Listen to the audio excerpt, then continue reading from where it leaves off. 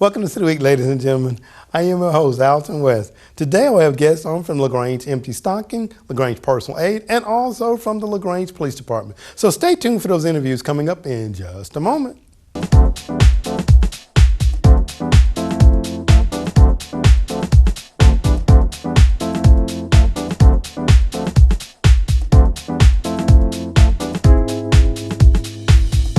Welcome to City Week, ladies and gentlemen.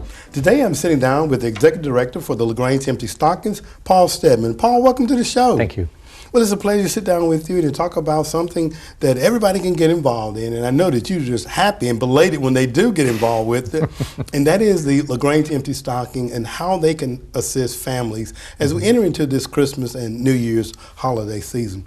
Before we get started, Paul, tell us a little bit about yourself, if you don't mind. Well, I've been director at LaGrange Personal Aid for about 18 years. Originally from Michigan. So I've been in nonprofits for most of my working life. From Michigan, I always have to ask a question. When I hear someone that has moved south, now what is it that brought you to the south, and particularly to LaGrange?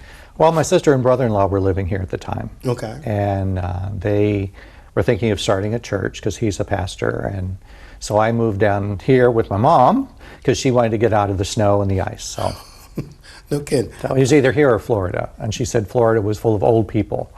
So she Someone didn't want to go there quite yet, right? Yeah. Okay, Yeah. well, very good. Well, we're happy that you all landed here, and you've been here for 18 years. Yes. At the LaGrange Empty Stocking, LaGrange Personal Aid. And LaGrange Empty Stocking is a part of LaGrange Personal Aid, correct? It's Yes. kind of one and the same. Right. Now, talk a little bit about LaGrange Personal Aid and some of the things that they do. Well, LaGrange Personal Aid started in 1923, and we help with various things. It really depends on what the person needs. We help with utilities, with rent, with personal care items, with transportation, medical transportation. We get calls from people for bus tickets all the time. We have a food closet, and we have the Empty Stocking Fund, and we also do screening for people like Troop Cares, which is the free medical clinic here in town, and for West Georgia Physicians, which is associated with the hospital. Right. So we're their kind of front door for people to come and get cleared to go to the doctor. Oh, okay. Well, very good. And let me ask you, Paul, and I know that we have a number of agencies in our community that are service providers, and I know that sometimes of the year they may see a greater need. Do you find that to be true? Is there a greater need for some of your services at certain times of the year than others that you would say? No, there's a need throughout the year. It just depends on what the person needs. Sometimes we have seniors who will call, and one of the things that's preventing them from staying in their own home because they don't want to go to a nursing home is when they get their bill for the property taxes, and they're living on their own, and they might be on just living on Social Security. And that's a real barrier for them to stay on their own. So sometimes if we have other money available, extra money available, we'll go ahead and help with the property taxes so they can stay in their home. And that's kind of a time of the year where we get calls for that. Okay. Yeah. All right. Well, very good. And there are a number of things that you all do there. Tell people where you're located, just in case if someone was listening. I mean, I started out by saying that people can get involved, and I'm sure there's always an opportunity for volunteerism. And you talked about the Empty Stocking. There's an opportunity for people to make donations. So tell people where you're located. We're at 416 Pierce Street. We're right in back of the clothing center. Okay. In back of Magic Touch Beauty Salon there on Pierce Street. Okay. Now, if somebody was listening and they wanted to donate, are there items that you all just necessarily could not receive, Paul? And then are there items that you all need throughout the year? Well, for the food closet, it's canned food, non-perishable food, things like that. Okay. And money, of course. Never returnable, right? No, yes. With the Empty Stocking Fund, what I'd prefer is for people to give us monetary donations, if they could. Okay. Because I can probably get the toys cheaper than they can, because I start buying in January. Okay. And I go on the websites and I find things that are on clearance. And so I start stocking up in January when the websites want to get rid, like Toys R Us, want to get rid of the toys they have in stock. I got you. Okay. They want to clear everything out to get the new stuff. So they put everything on 50, 60, 70% off. So I start buying then, and then I stick it in when we get it, I stick it in our conference room, and it just starts piling up. And by October, that's also our boardroom. And my board has to meet out in the hallway because there's no room for them in You fill the room. in the conference room. Okay.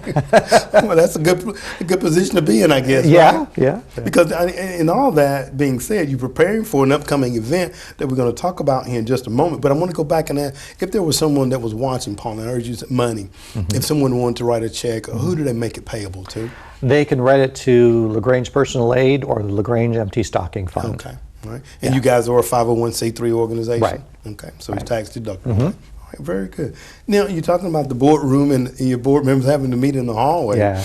I know that you guys are getting ready to, and before I get into that, because you guys also work closely with like the Salvation Army you mentioned a moment ago, and Mr. Bernard Bledsoe, who I had on a couple of weeks ago, and talked about the Toys for Tots. Yeah. How do you all, because so many times people, they want to give and they want to give to good cause. They just want to make sure that we're not duplicating. How do you make sure and track people making sure that they're not receiving services from all of the agencies? Well, we communicate with Salvation Army. Also, we have Charity Tracker, which is the online database system that we use and Salvation Army uses, and we're the co-administrators with United Way about that. Okay. And so every time we help someone with the Empty Stocking Fund, we put it on Charity Tracker. And Salvation Army can check on there if someone comes in to sign up, and we check on there to see if someone else signs up with them. Okay. All right. So it stops, people from double dipping. Right. Right. Yeah. And again, like I said, we want to make sure that people get the assistance that they need. Sure. But we don't want the abuse of the system to be taking place. So the room is filled. You're preparing for an event, special event coming up. Talk a little bit about the event that you have coming up, Paul, if you don't mind. Well, when we took over the Empty Stocking Fund, it actually started with the JCs. They started the Empty Stocking Fund years ago. And then the Club of LaGrange took it over when the JCs dissolved. And they ran it, and we did the screening for them. And we would just give them the names, and they would give out the toys. And then when the Club of LaGrange dissolved, the Empty Stocking Fund was going to go with it. And I said to Patty at United Way, I said, could we get their allocation and keep it going? So we applied to United Way, and Patty gave us the allocation, and we just kept doing it. Although we did the screening, now we do everything. Okay. And so what we did initially, the first couple of years, is we would bag the toys according to the children's age. And that was fine. We had all the bags, and the parents would come in, and we'd say, what's your number? And we'd give them a bag. And I thought to myself, kind of impersonal. Kind of, Merry Christmas, here's a bag. And that's nice. But we didn't know whether it was the color that the child would like of toy, meaning they might like green and not blue, or were we giving them what they wanted? Did they like trucks rather than cars? All that kind of thing. Right. So then we thought, well, how can we do it different? And at Personal Aid, because there's only 3 staff, myself, my secretary, and the food closet coordinator, we got together and made it a group effort.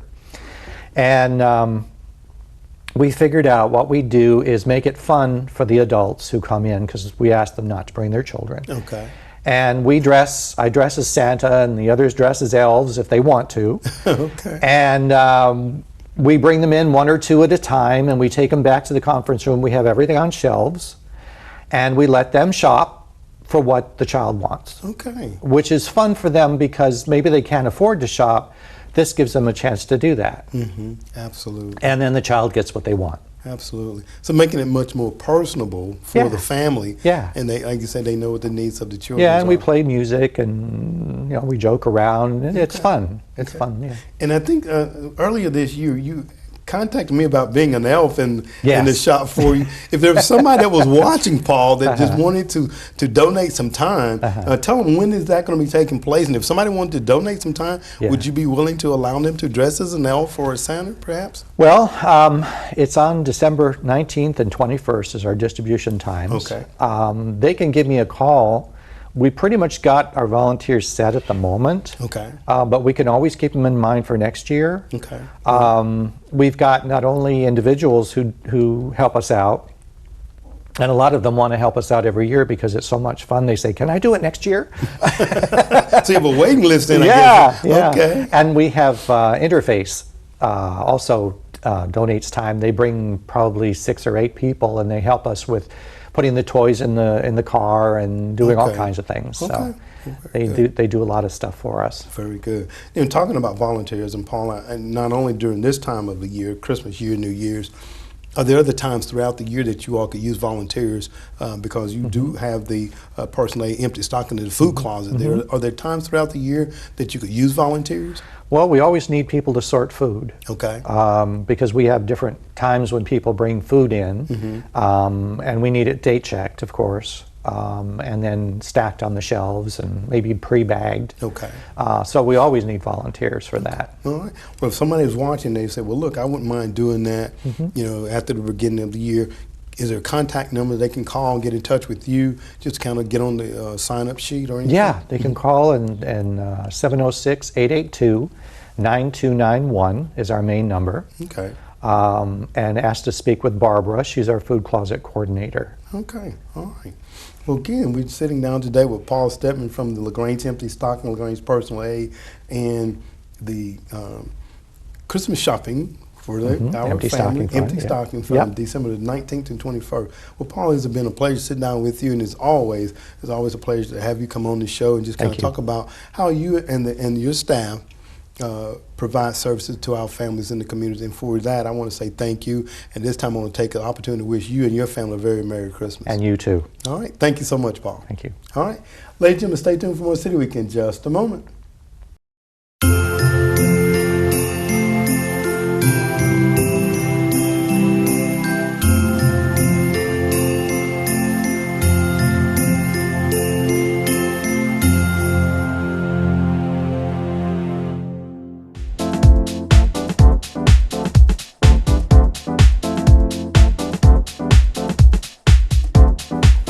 Welcome back to City Week, ladies and gentlemen. Today I'm sitting down with Corporal Wesley Ingram from the LaGrange Police Department to talk about some holiday safety tips.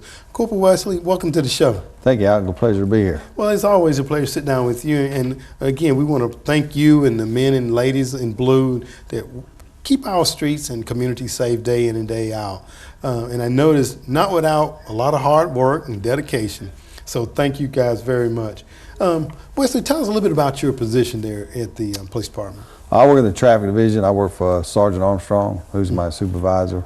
He's got about 32, 33 years in traffic. Then Corporal Lemie, he works for me also. He works a night shift, and I work usually during the day. I try to catch as many wrecks as possible. And unfortunately, I have to do the traffic enforcement of my job, which is trying to get people to obey a lot of the traffic laws. And talking about traffic and obeying the traffic laws, a couple of things we want to talk about today because we are in the Christmas season. We're going to see increased traffic on the roadways. Just give us some tips as far as just traveling on the roadways, first of all, if you don't mind. Well, a lot of people, you know, you got your weather, like here lately we've been having the rain.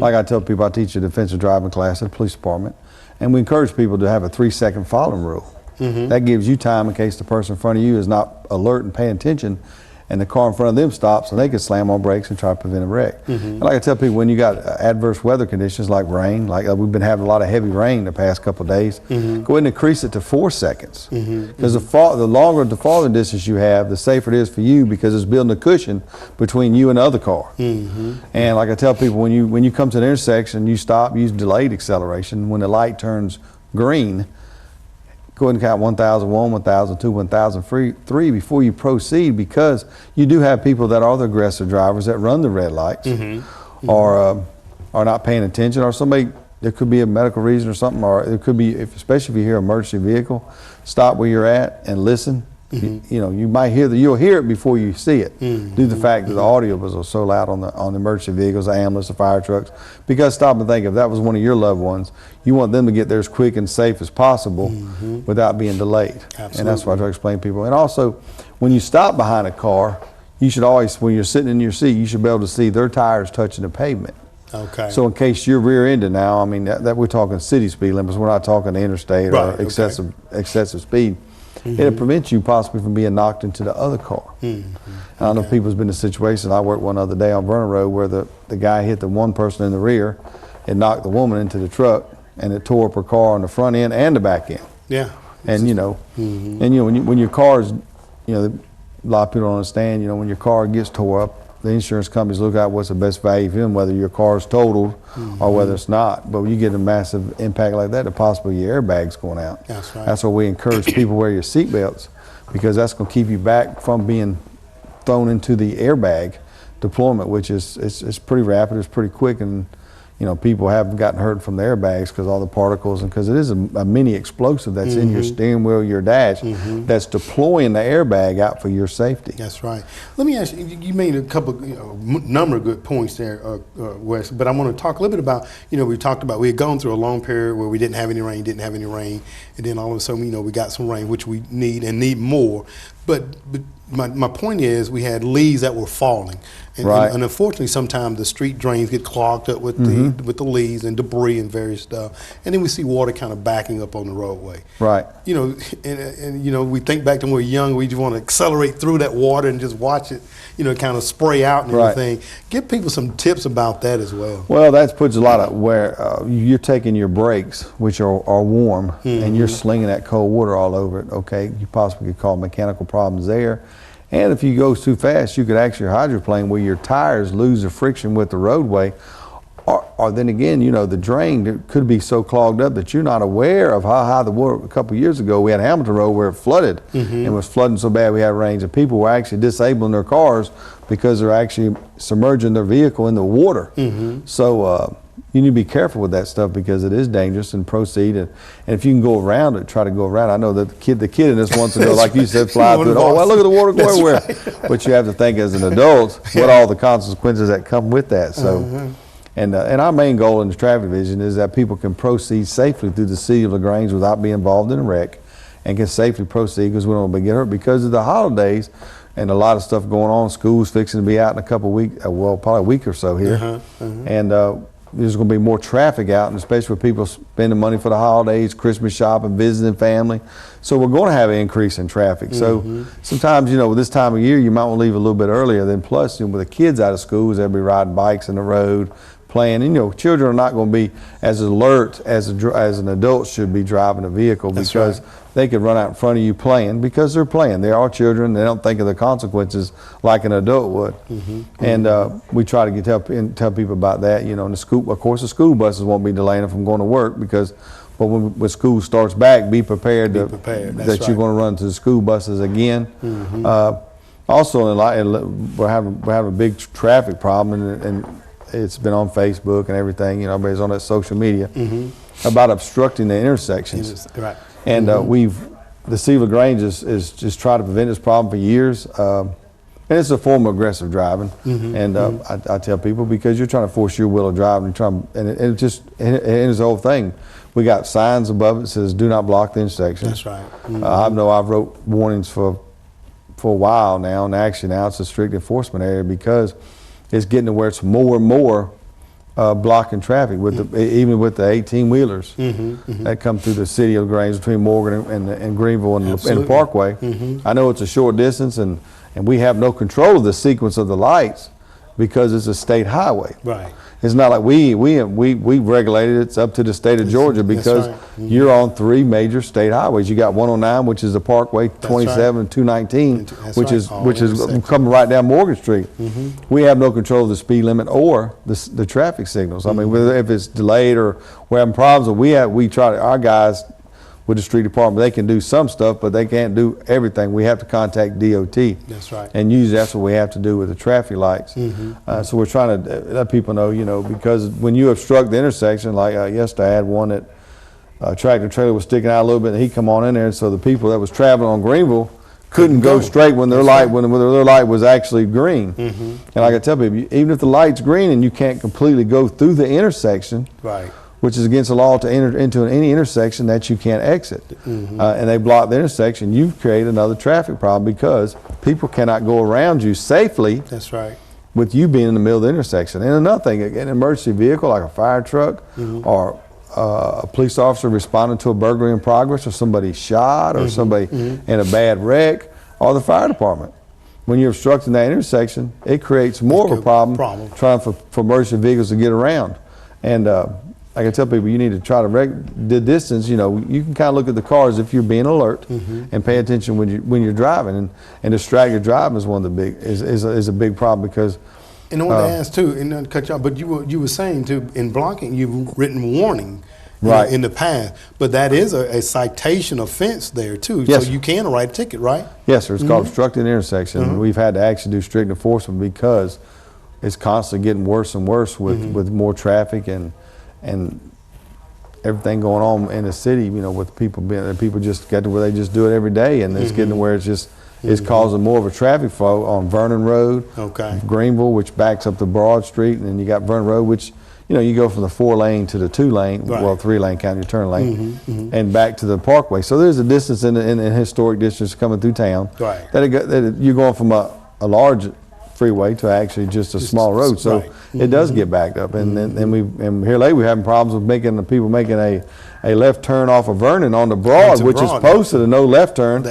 And people tend to tell me, well, I only do it when the traffic's backed up. Well, that's the reason not to do it, because that's the reason it's there is due to the fact of safety reasons. That's right. Because of the traffic on that area, and I don't understand the logic of that, but you know, we've had complaints about that, so we're having to step in the forward strictment. Let me ask you, because you know we're talking about holiday safety and everything, and Corporal, you know, the parking lots. We're talking about more traffic in the parking lots and things of that nature, and we sometimes see accidents happening on private property. Talk a little bit about that, and how are those accidents handled and treated?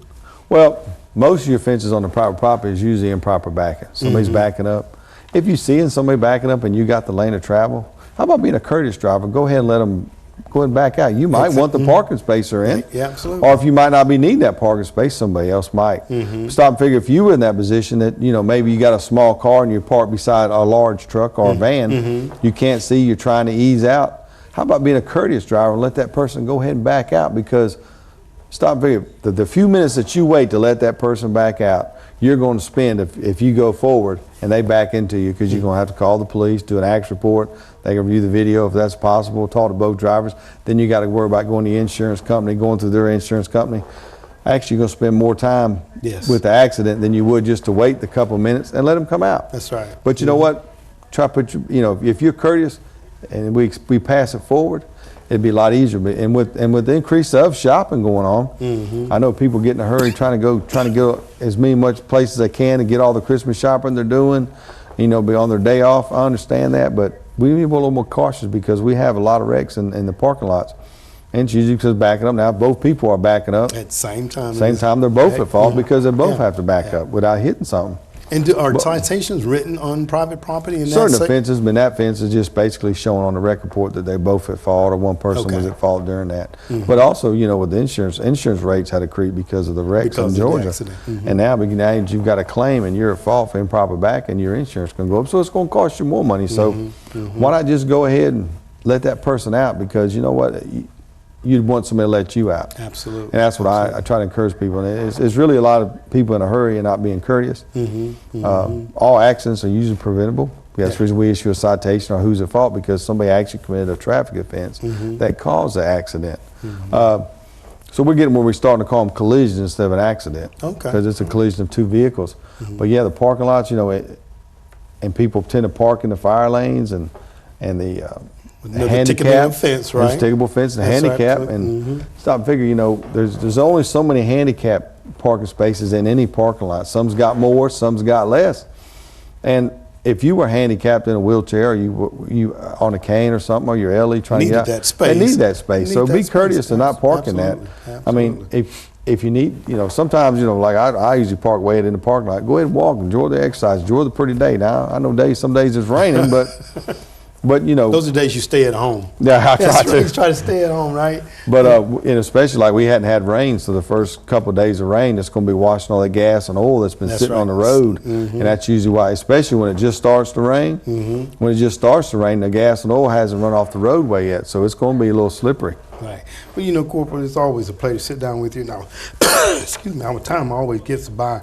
I'm going to take this opportunity right now to thank you again and all the ladies and gentlemen down at the LaGrange Police Department for what you do for our community, and want to wish both and all of you a very Merry Christmas too. We hope you have a good one too, Alton. Thank you. All right. Thank you very much. Ladies and gentlemen, stay tuned for more City Week in just a moment.